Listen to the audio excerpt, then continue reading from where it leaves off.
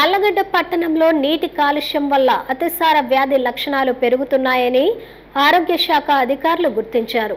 ఆళ్లగడ్డ పట్టణంలో నీటి పరీక్షలు నిర్వహించి నివారణ చర్యలు చేపట్టారు. ఆళ్లగడ్డ పట్టణంలో నీటి కాలుష్యం కారణంగా అతిసార కేసుల సంఖ్య రోజురోజుకి పెరుగుతున్నాయి. దీంతో పట్టణ ప్రజలు తీవ్ర ఆందోళన చెందుతున్నారు. అతిసార వ్యాధి కేసులు పెరగడంతో స్వయంగా జిల్లా కలెక్టర్ రాజకుమారి ఆళ్లగడ్డ పట్టణంలో పర్యటించి బాధితులను పరామర్శించడంతో పాటు నివారణ చర్యలు వేగవంతంగా చేపట్టారు. పట్టణంలో సుమారు 30 మందికి పైగా అతిసార వ్యాధికి గురికావడం జరిగింది. వీరిని ప్రభుత్వ ఆసుపత్రికి తరలించి వైద్యం అందిస్తున్నారు.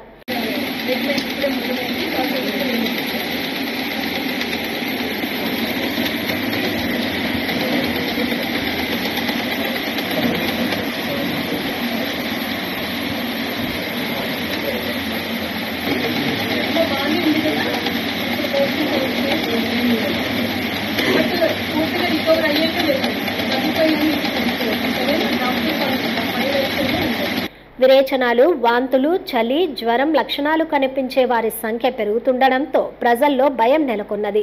నంద్యాల జిల్లా డిఎంహెచ్ఓ వెంకటరమణ నీటి కాలుష్యం వల్ల అతిసారం వచ్చినట్లు తెలపడంతో వైద్యులు అప్రమత్తమయ్యారు.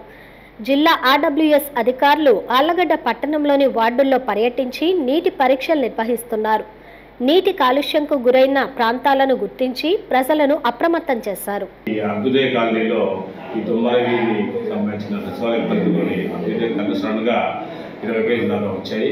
సో వారింటికి ట్రీట్మెంట్ ఇవ్వడం, అలాగే సిఎస్సి కమ్యూనిటీ హెల్త్ సెంటర్ పరిధిలో ఉన్న సరౌండింగ్స్లో ఒక 5 కేసెస్, ఇక్కడ ఒక 20 కేసెస్ దాకా ఈరోజు నమోదు కావడం, వెంటనే మేము ఇమీడియట్గా ట్రీట్మెంట్ అందరికీ అడ్మిట్ చేసుకుని ఈపీఎస్లో ఎక్స్ట్రాగా బెడ్స్ ఏర్పాటు చేసి అడ్మిట్ చేసి 3 టీములు, ముఖ్యంగా డాక్టర్లతో కూడిన టీమ్స్ అంతా ఒక స్టాఫ్ నర్సెస్, మిగతా స్టాఫ్ మెడిసిన్స్, సెలైన్ బాటిల్స్ అన్ని రెడీ చేసుకుని 3 రకాల క్యాంపులు కండక్ట్ చేస్తున్నాం. అలాగే సిఎస్సిలో కూడా 50 డాక్టర్స్ అక్కడ కూడా క్యాంపులు కండక్ట్ చేసి అక్కడ డాక్టర్లు అంతా రౌండ్ ద క్లాక్ అందుబాటులో ఉండి అక్కడ ట్రీట్మెంట్ ఇస్తూ ఉన్నారు.